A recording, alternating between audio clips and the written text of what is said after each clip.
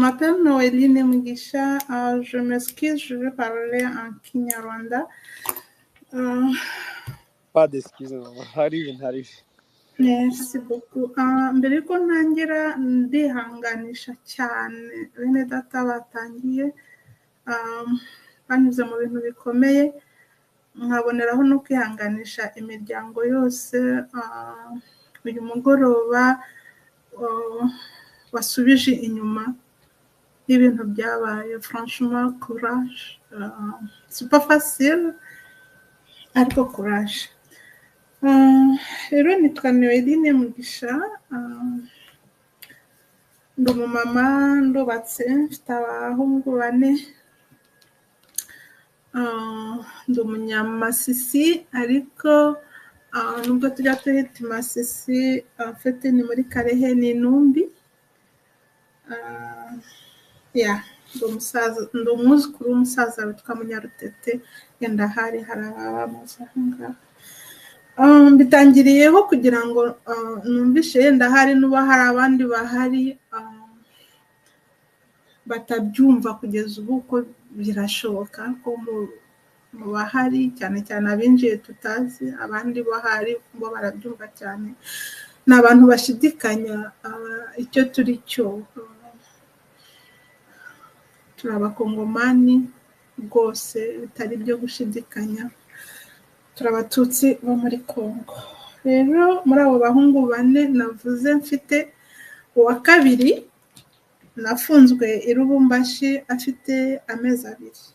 Ndagira ngo mukurure image mwumve umuntu w'umubyeyi gufungwa afite uruhinja rw'amezi 2. Yakurikiraga uw'imyaka 3, nawe yari akiri muto franchement, na papa wabo na murumuna wanjye wari waje muri vacances, malheureusement birahamusanga. I'm very sorry, murambabarira ku ijwi ryanjye, ntabwo byoroshye ariko ngomba kugira icyo mvuga. Icyo gitondo rero baratujyana, twaje gufatwa nk'abajura, nk'ibisambo, nk'abantu badafite agaciro. Twari dutuye kuri de la Revolution, ni hafi y'urusengero rw'Abadventiste. N'ubu hari abantu bari aha ngaha ababa hasi yenda barahamenya, ku muhanda uva ku airport. Twabanaga neza n'abaturanyi, ariko icyo gitondo batujyana nk'ibisambo, nk'abajura, terera muri kamyonete. Ndibuka ko umugabo wanjye yahasize n'iryinyo. Umuhungu wacu mukuru aranababaza, aravuga mais papa a volé qui, kuko kuri we ibintu yabonaga nko kuri televiziyo, cyane cyane Kinshasa, ibintu batambukisagaho abajura bakabona ukuntu bari maltraité. Umwana ahita yumva ko hari se haroye y'ibiki, arabaza ngo mais papa a volé qui. Aramukubita papa wabo cyane cyane, ariko noneho umwe aravuga ngo ngo pona mwana nayuka kanatikio, ko babonaga umwana byamurenze, ngira ngo agira impuhwe, niko kuvuga rero ngo kora umwana wawe ngo ndakuretse kureka, ariko bitavuze ngo ntamufunze, ahubwo aretse kumukubita. Nuko ntabwo navuze mbere y'uko batujyana, twamaze hafi ibyumweru 2 twifungiranye mu nzu, tudashobora kujya hanze, tuheshejweho na bene data b'Abadventiste. Nabo bazaga bwihishwa, ari cyo batuzaniye.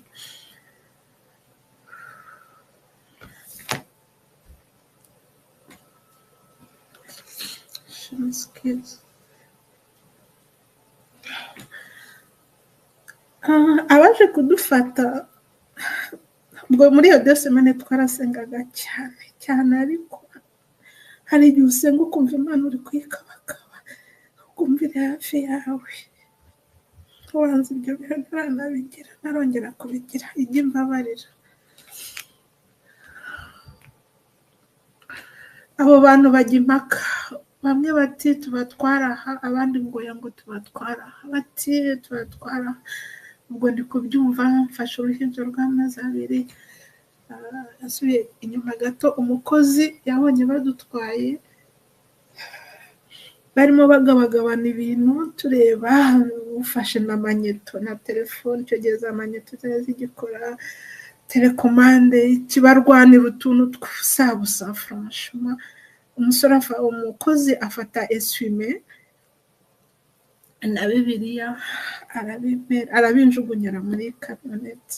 Nibyo bintu bibiri nashoboye gusohokana mu nzu. Je ne regrette pas kuba mbivuze si ukuregreta ibyo nasize mu nzu, nuko c'est touchant, ntashobora kubyibagirwa, nubwo nabyo igihe cyo kuva muri prison ntanabisohokanye, ariko ni ikintu ntashobora kwibagirwa.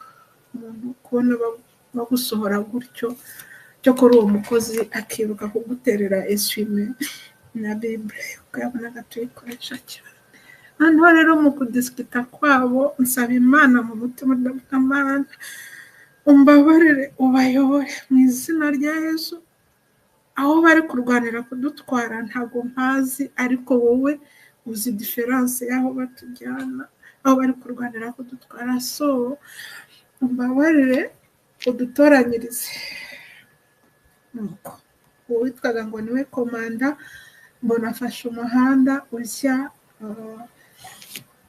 kuri perezidanse. Perezidanse ni ahantu Kabila le père icyo gihe niwe wari perezida, aho yari ari. Donc kuri rezidanse ye ndavuga se Mana ko nagusabye ngo dutoranyirize, abatujyanye kuri perezidanse.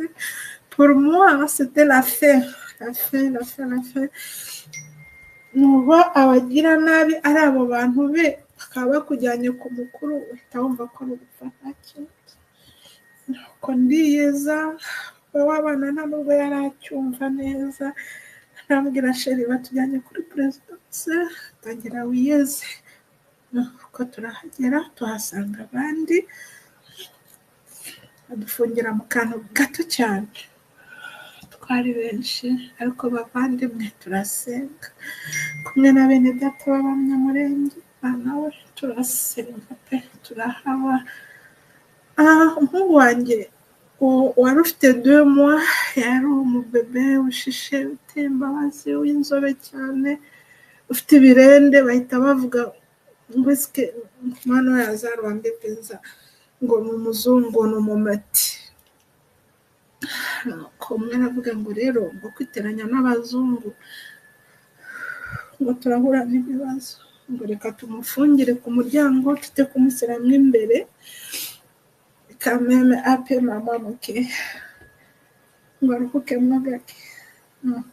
Ubwo ibyo nakwitwa kugirirwa ubuntu, bashyira kuri entre, ntibanyinjizamo neza abandi bari bari, kubera uwo mwana bo bita umuzungu. Le lendemain hari umupadiri witwa Père Alain, Imana imuhe umugisha, ari mu Bubiligi, yari inshuti yacu.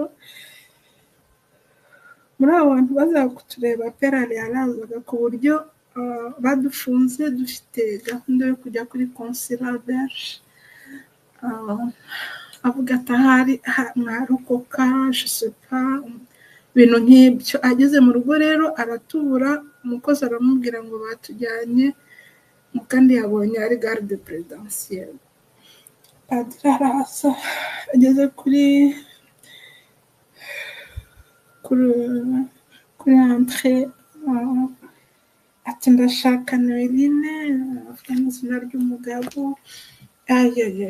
Abandi badufashe bati twabibabwiye, dore uyu niwe se w'umwana, ko yari umubirigi, azanye n'umudamu w'umu-Espanyol w'inshuti yanjye cyane, masikini yarize yapfuye yashize.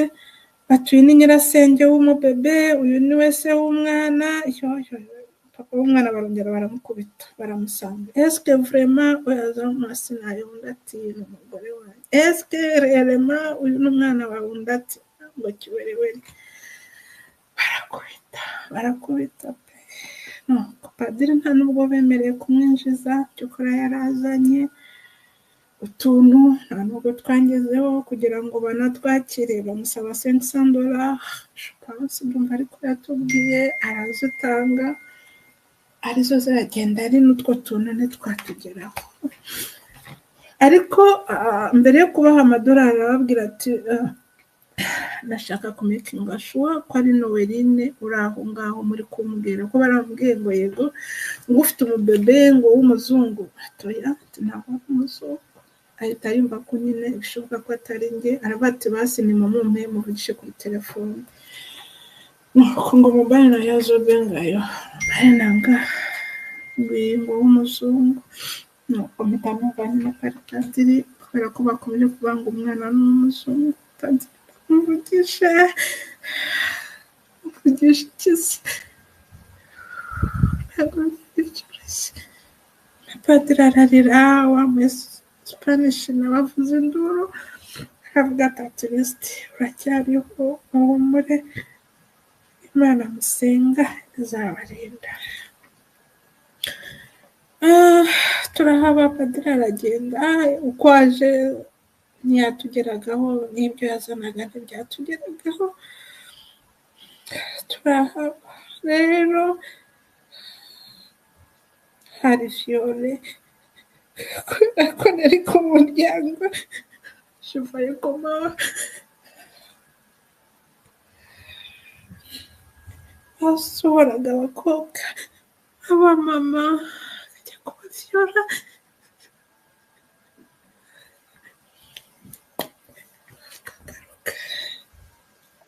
komera ihangane none ufata akaruhuko nijya wumva urushe kabisa. ihangane buri munsi basohoraga abantu kongera bakagaruka. umunsi umwe ntazibagirwa, buri kigoroba d'abord bajyanaga abantu saa saba z'ijoro, si je ne me trompe, nta gihe twari tugifite mu mitwe, ariko batwaraga abantu kubica ntibagaruke. Nuko ijoro ryacu riratahirwa, baravuga ngo natwe bose la dernière nuit. Umukuru w'amayesikoti arababwira ngo madame ngo je te vois prier beaucoup, ngo c'est ta dernière nuit, toi et le tien. Ça va, je t'en fais pas, ça va, ok? C'est juste le témoignage. Ni umwana uri kuza kukosa. Nuko ndababwira nti Imana yanjye ntabwo ibyemera, araseka cyane. Nuko rero uwo munsi kubera ko nari hafi y'umuryango ngiye kuva, numva ku cyombo haravuzwe ngo mission suspendue. C'est une phrase que je peux jamais oublier dans ma vie. Nzahora nyibuka, nyibazaho cyane. Mission suspendue c'est quoi? Mbona abasikari bararakaye, byari ku cyombo.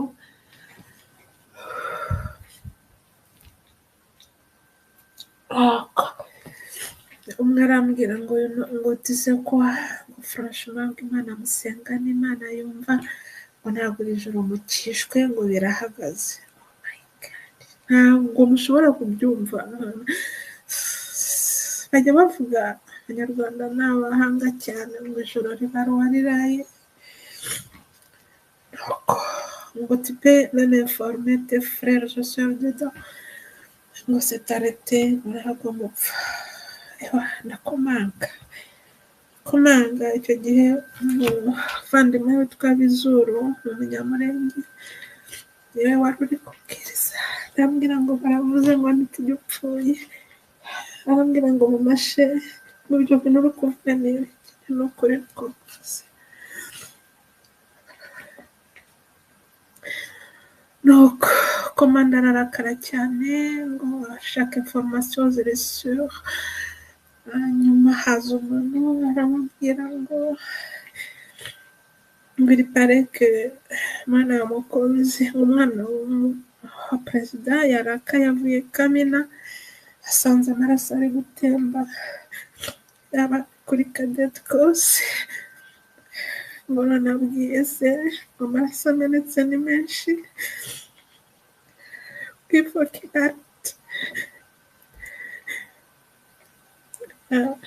ntabwo nabyumvishe neza ariko yarakomeje aravuga ngira ngo reba ise ahita ategeka ko kwica birangiye abavandimwe bamenwi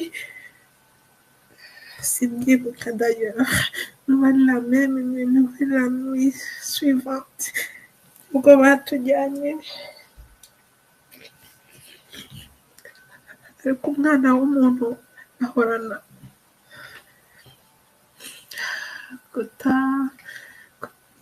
gushidikanya je suis désolée kubivuga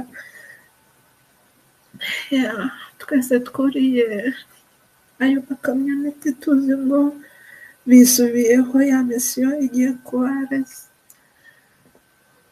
realize naho ariko bakaduhumuriza bakatubwira ngo hari ahantu ngo badasize kujya gushyira abaromeo bote baromeo yari izina bari baduhaye ni abarwande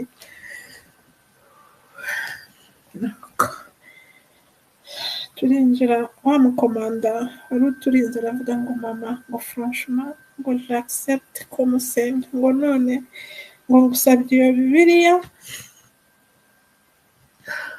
ngo n'ubu ijuru ribaho ngo uzambonayo kubera amasengesho yanyu ngo nasomye n'iyo bibiliya ni ukuri ntabwo nazuyaje mwabyumvise ko aricyo kintu nari navanye mu nzu isume nari nayihereje undi mubyeyi akana ke kari gato kurusha kanjye biriya narizigaranye n'ikanzu ya mariniyeri nambaye nuko tayimuhereza marerezima naje kumenya tugeze muri ya purizo uko hari ibindi yarwaniye na bagenzi be ngo baramurasa arapfa ariko yenda hari yapfuye yizeye nuko turagenda tugera muri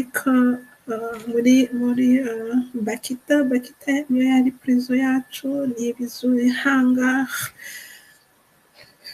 utageraga intebe ntibigira neza ntibigira ubuzima n'amazi nta toilette yari imwe turafungirwa turi benshi buri munsi hakaza abantu bavuye hirya no hino kuri twari muri Lubumbashi mu mujyi yego ariko haje abakolwezi haza hirya no hino mukavuza induru mubonanye kaza batubwira ibiri hanze abapfuye bagize bate rafunganywe n'umumama twamama disi yari voisine umugabo we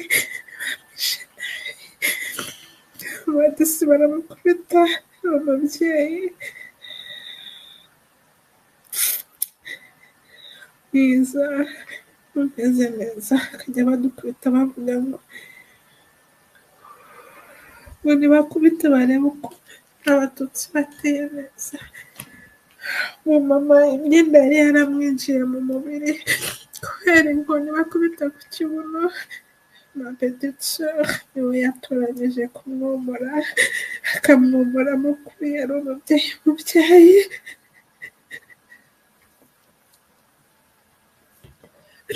ari umumama kubona yari waravuye i Kinshasa tukazi neza cyane kazi mu Rwanda utarigeze ahagera twari dufunganywe nawe bakamukubita bavuga ngo barebe uko bateye yewe turahangayika mu gitondo zari inkoni ku buryo abana bahitaga bihagarikaho bavuze ngo icyayi kiraje abana bagahita bihagarikaho twagize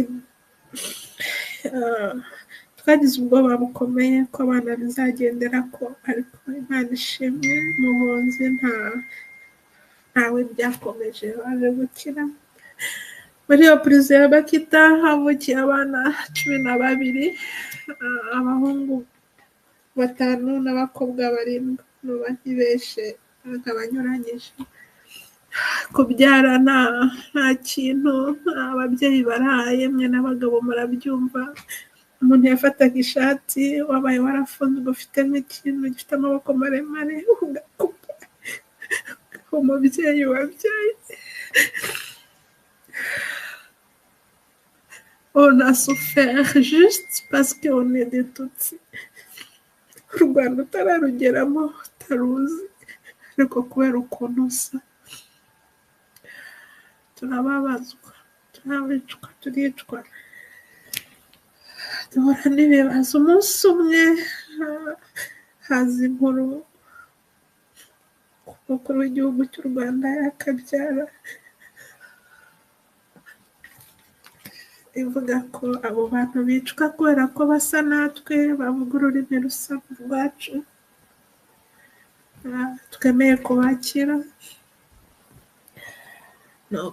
Ntabwo byari byoroshye gufata decision, bamwe muri twe ntabwo bari bazi mu Rwanda.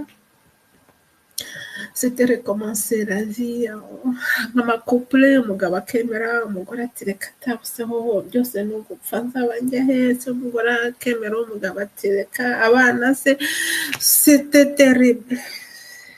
Ariko bamwe dufata decision, turemera, tworora amabisi yaje kudufata. Ni incamake, ntawavuga ibyo bintu ngo abivuze, hari abaguye muri iyo prison. C'est trop. Wanditse igitabo, Imana imuhe umugisha, muzadutere courage ko twe tuzandike.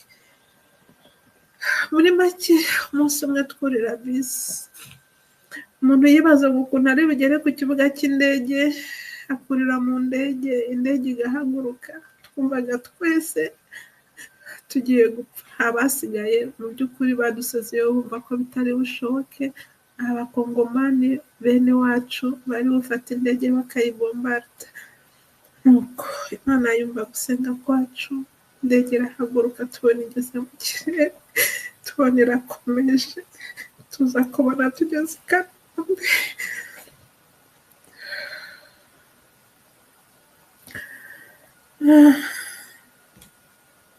Barambabarira cyane, ntabwo nari nzi ko biri bungendekere gutya. D'abord ninjiye muri space ntinze, mu gikari ndabaza n'uba hari uruvuga ibya Lubumbashi, bambwira ko ntawabonetse, basaba n'uba hari icyo navuga. Numvaga bikomeye, ariko nkomeye, numva ko ndi bugerageze. Mbabarira ko ntabivuze, hari ibyinshi nibyo ntavuze, murumva ko ntawabivuga muri iyi minota ndagira ngo ndangirize. Ni ukuvuga ko twababaye, ariko dufite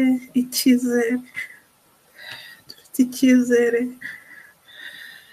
Izuba ryararashe, turizera ko rizava, reka tuvira twese koko yacu tukayisubiramo, turi bamwe, ni iwacu. Abana bacu bamwe bavukiye mu mahanga, tora tubibabwira, muzakomerezaho. Abagishidikanya cyangwa ari abana bacu bari hakurya badushakira amahoro, nyabona gushidikanya nikuveho, tubabe inyuma, tubabe hafi. Murakoze.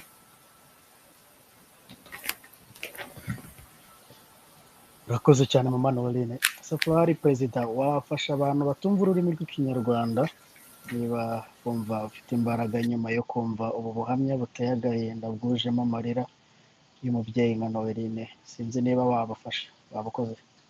Urakoze cyane Jules. Mama Noeline, twifatanyije nawe.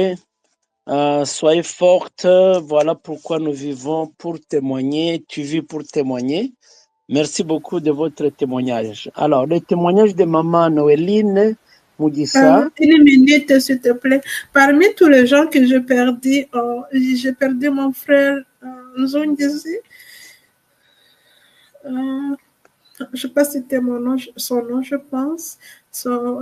Naratakaje inshuti nyinshi, abavandimwe, ariko kabamba Nzongizi ni musaza wanjye kwa data wacu, ntabwo narangiza ntamuvuze. Urakoze Maman Noeline. Ok, Maman Noeline, elle est rescapée de Lubumbashi. Voilà, nous avions reçu les rescapés de Kinshasa, Dieudonné Ndinda du Kankokolo, Maman Daniela de Kinshasa et Maman Irène de Kinshasa également.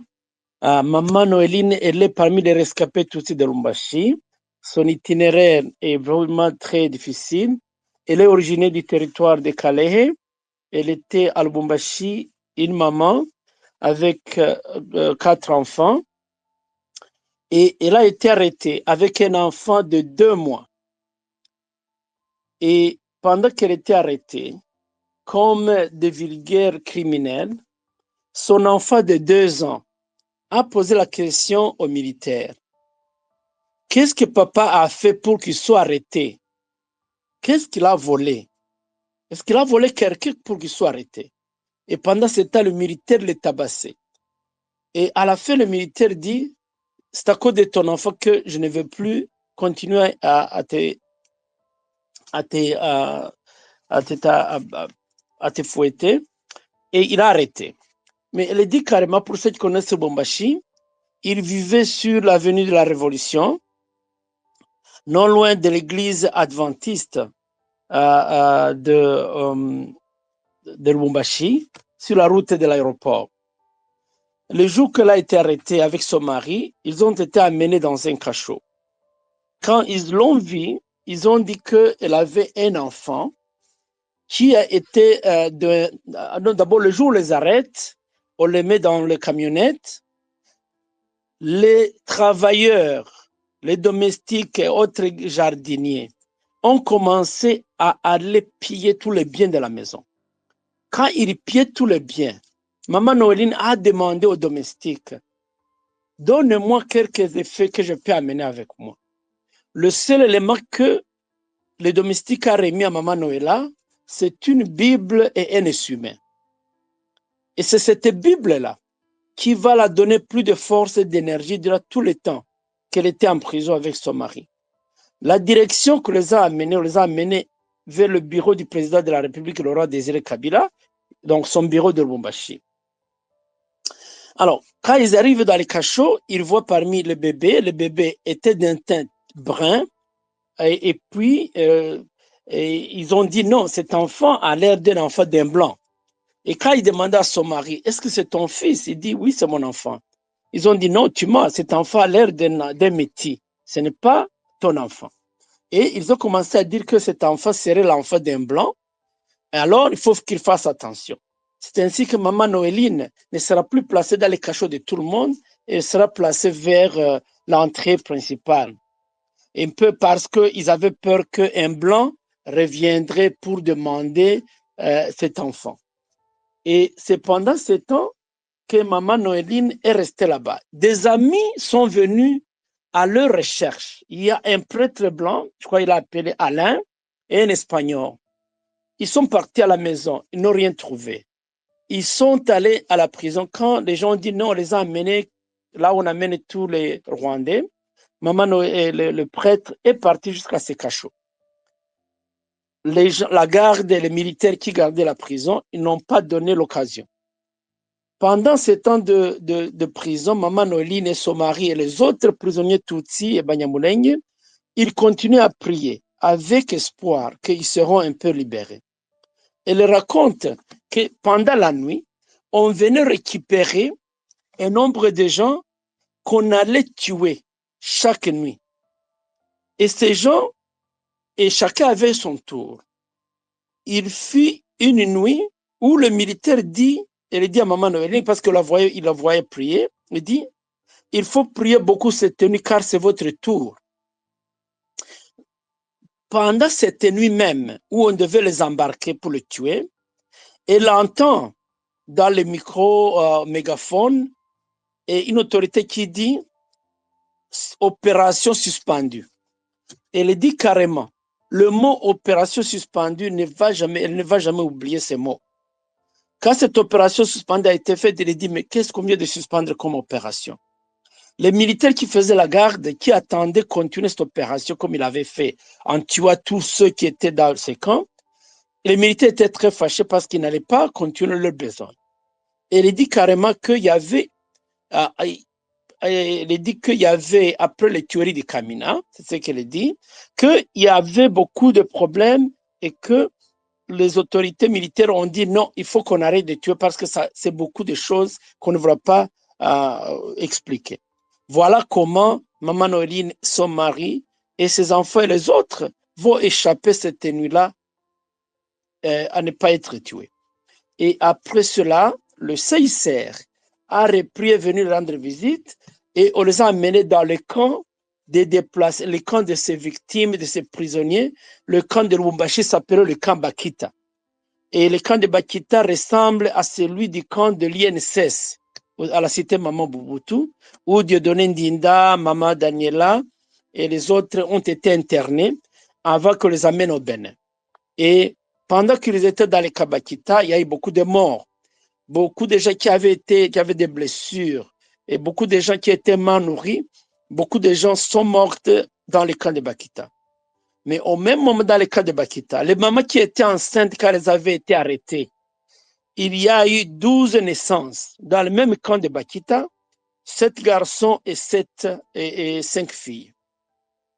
Alors, pendant tout ce temps, le Rwanda avait demandé au CICR et aux organisations des droits de l'homme que si ces personnes sont tuées parce qu'ils sont Tutsis, le Rwanda est prêt à les reprendre. Et ainsi, un message sera lancé à ceux qui étaient dans les camps. Veuillez choisir si vous voulez aller au Rwanda, parce que le Rwanda va vous accueillir, ou vous restez. Et les membres de famille, qui la majorité ne connaissaient pas le Rwanda et ne comprenaient pas pourquoi aller au Rwanda. Et il dit qu'il y a eu un débat. Tantôt la femme disait, moi je pars. Le mari dit, je ne pars pas. Et dans ce débat, un groupe a décidé, et Maman Noéline, parmi ces gens, a décidé de prendre l'avion qui les amène tout droit au Rwanda. Et voilà un peu son itinéraire. D'autres familles sont restées dans les camps Bakita. Et ce sont ces familles qui sont restées dans les camps Bakita à Lubumbashi qui ont rejoint le camp de Bénin, au Bénin.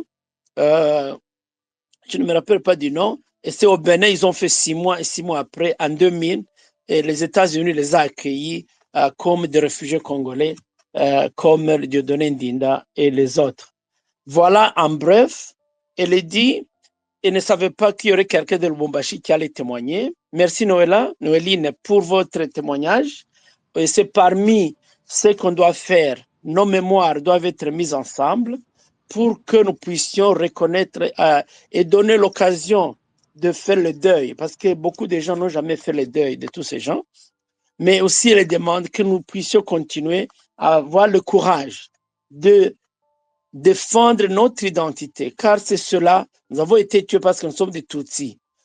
Notre pays, le Congo, notre président, le roi Désiré Kabila, lui-même a demandé qu'on les tue, qu'on tue les Tutsis, mais nous devons continuer à lutter, car nous avons une identité. Nous sommes des Tutsis, mais nous sommes Congolais. Voilà un peu son message. Merci, Maman Noéline, et courage, soyez forte, nous sommes ensemble dans votre peine, avec tous les autres, les victimes, et toutes les familles. Merci beaucoup. Merci beaucoup, frère. Juste pour la précision, les 12 enfants, c'est pas à dire que les maris ou les mariés étaient ensemble, parce que c'était séparé.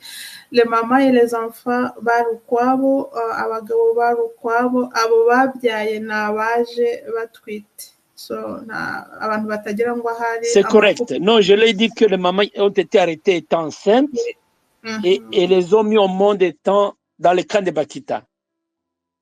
Merci beaucoup. Merci. Maman.